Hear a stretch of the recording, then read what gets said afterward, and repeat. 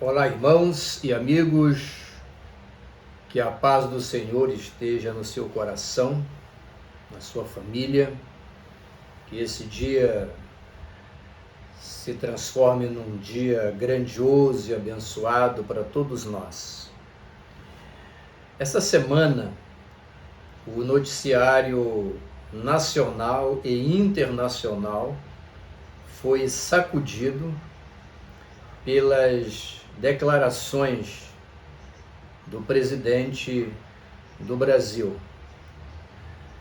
Ele deu uma entrevista falando sobre os problemas lá do Oriente Médio, especificamente a questão lá de Gaza, né? Os combates que estão existindo ali entre o exército de Israel e aquela milícia, né? O Hamas, aquele grupo lá. E as declarações do presidente brasileiro se transformou num turbilhão de problemas, né? Porque ele fez uma associação. Ele quis dizer que o que está acontecendo lá na faixa de Gaza, a questão lá dos palestinos, a matança, né, as mortes que estão acontecendo ali, toda aquela problemática, ele comparou ao Holocausto, que foi o massacre de praticamente 6 milhões de judeus pelo sistema nazista da Segunda Guerra Mundial, certo? E essa fala do presidente do Brasil, dando uma entrevista, se transformou aí numa catástrofe diplomática. Imediatamente as autoridades israelenses reagiram, várias autoridades israelenses, entre elas o primeiro-ministro Benjamin Netanyahu, que condenou de maneira veemente as falas do presidente brasileiro, se sentindo ferido nas palavras dele. Ao fazer tal declaração, o presidente brasileiro feriu, machucou, humilhou o povo judeu, o Estado de Israel e a memória dessas famílias que perderam os seus entes queridos no Holocausto. O Holocausto é uma ferida muito forte na história do povo judeu e, por que não dizer, de toda a humanidade. Uma das maiores carnificinas já vista na história. Como resposta a essa postura do presidente brasileiro, Israel decretou que o presidente Lula é uma pessoa persona non grata em Israel, ou seja, não é bem-vinda a Israel, ao território israelense.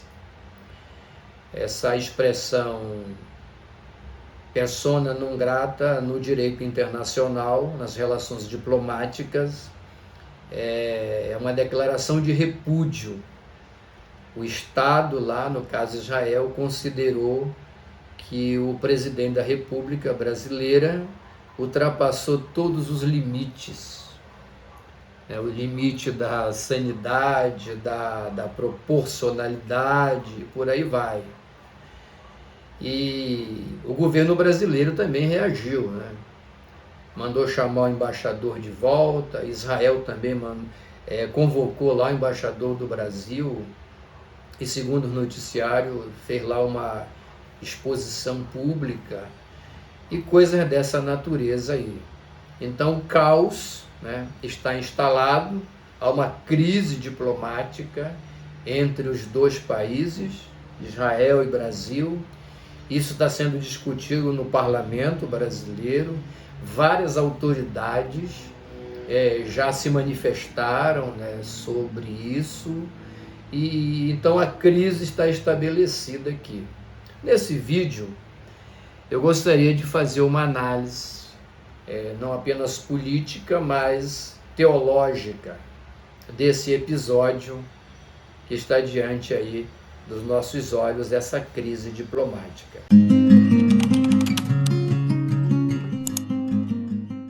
O que está por trás disso tudo? Quando você lê Mateus capítulo 12, versículo 34, você encontra o seguinte texto: raça de víboras, como podeis falar coisas boas sendo maus? Porque a boca fala do que está cheio o coração.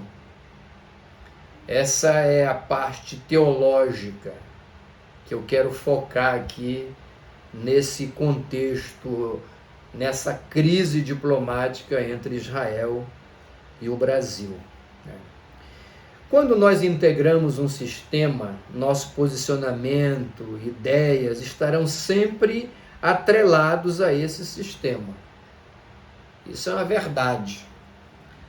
Quando nós fazemos parte de um sistema, todas as nossas ideias, nossos posicionamentos, nossa leitura de mundo passa a fazer referência, a estar balizada por esse sistema ao qual nós pertencemos.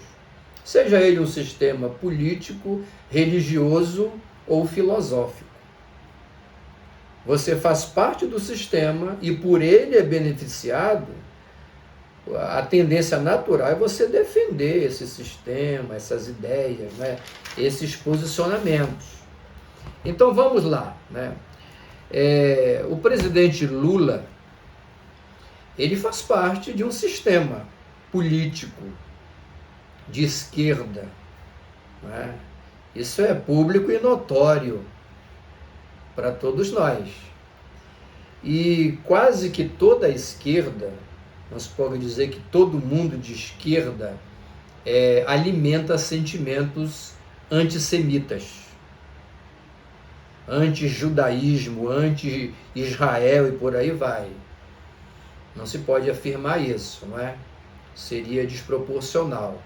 Mas se percebe que uma grande parte da esquerda, dos movimentos políticos de esquerda, não só no Brasil, mas mundo afora, eles alimentam esse sentimento antissemita.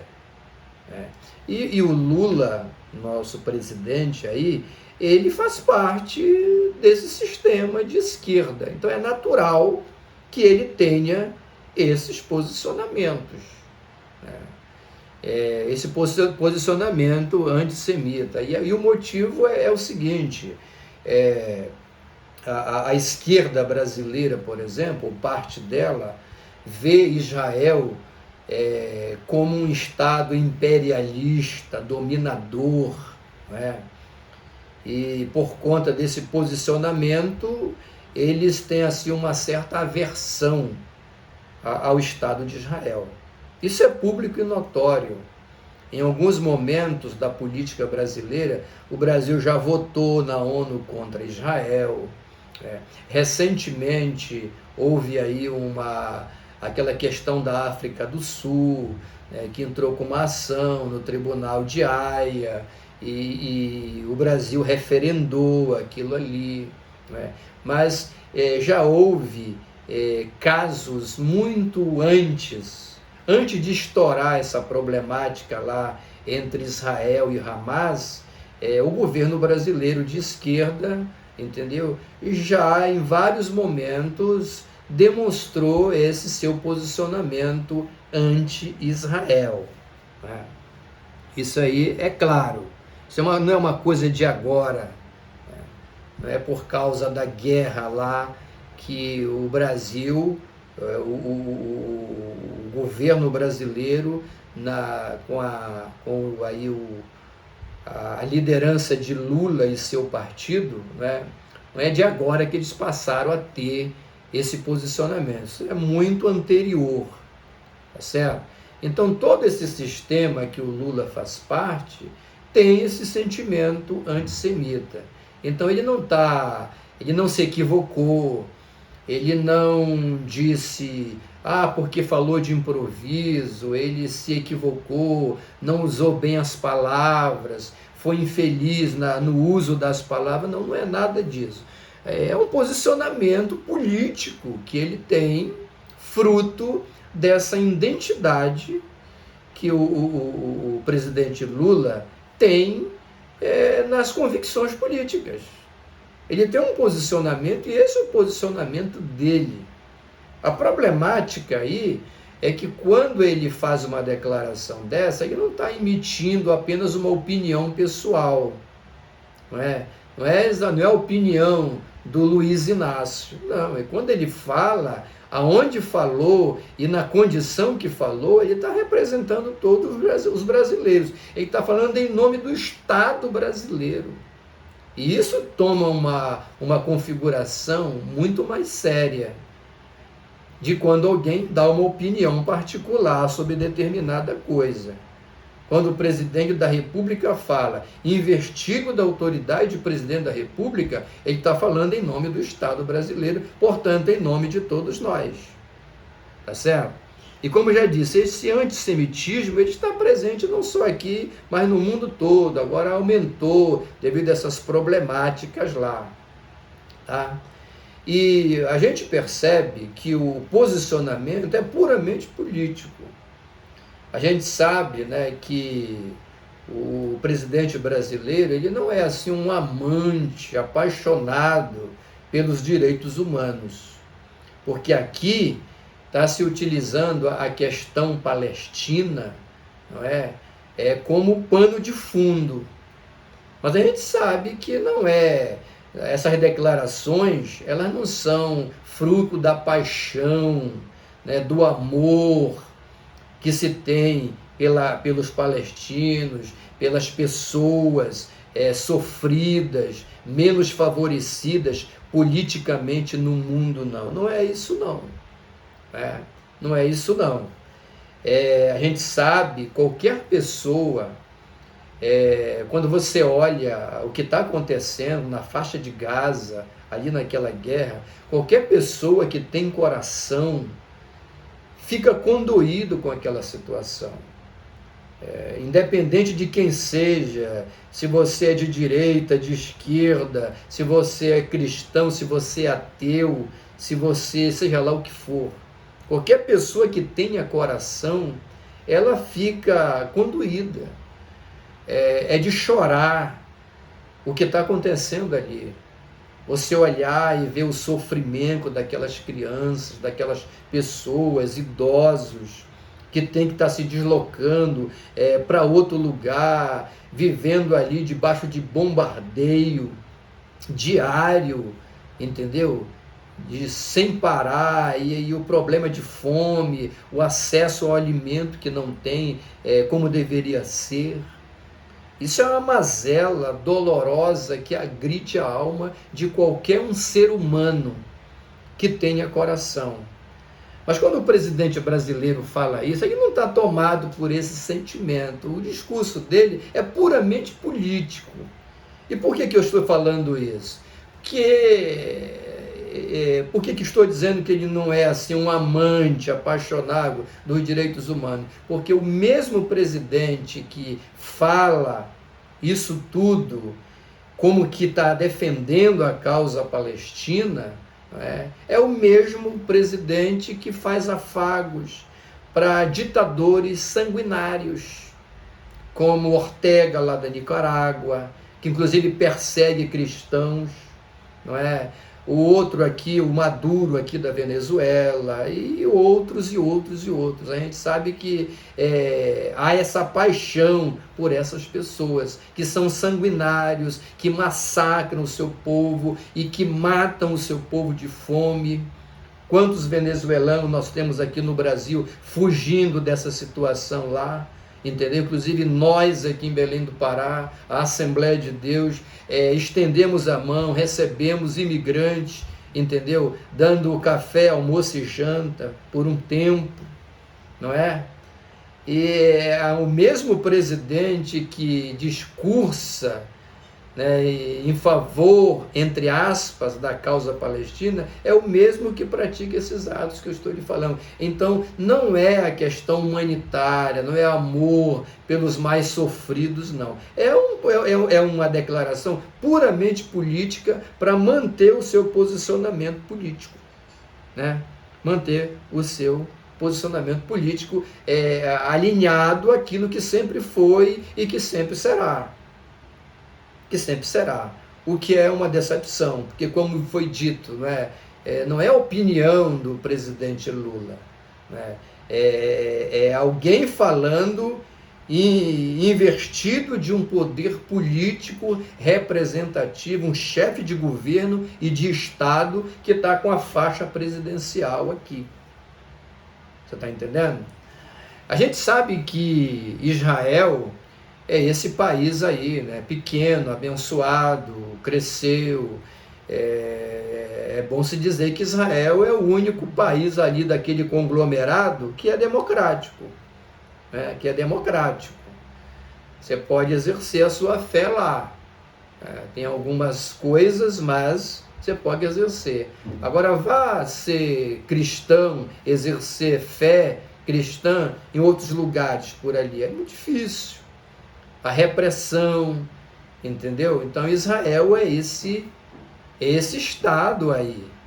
Agora, Israel também, ele figura na palavra de Deus aí como uma nação, né, que já protagonizou muita coisa em relação ao cristianismo, em relação à igreja, não é?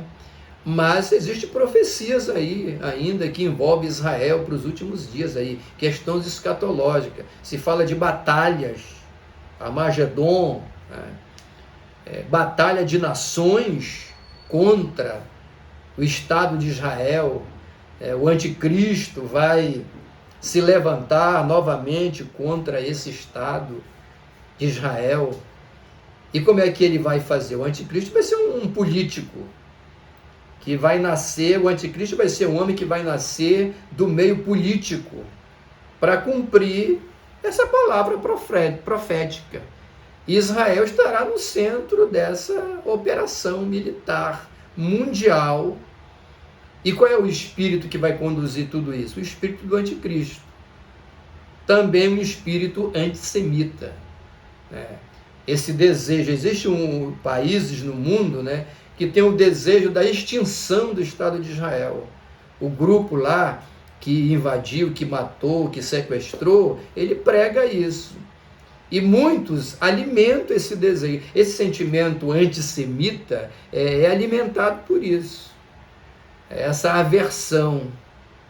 Mas Israel está ali, ele ainda vai subsistir porque ele tem parte no cumprimento de muitas profecias bíblicas. Essa é a leitura política, teológica que faço dessa questão aí. Qual é a nossa postura para finalizar? Nossa postura deve ser, vamos dizer assim, a postura do Brasil, que está se condoendo, né, o governo, o presidente, com essa situação lá, entendeu? A gente sabe que o problema está instalado ali, mas existem outros caminhos, né, para se colaborar, se construir alguma coisa para melhorar a vida daqueles nossos irmãos palestinos ali, que estão sofrendo, gravemente sofrendo muito. E nós temos que dar a nossa contribuição. O Brasil precisa dar a sua contribuição, mas por caminhos outros, né? O que é que ajuda nesse processo todo uma agressão do Brasil a Israel? Ajuda em alguma coisa? Não ajuda em nada, tanto que o caos está instalado aí. Então é preciso a gente orar. Não vamos também aqui querer demonizar o presidente da República.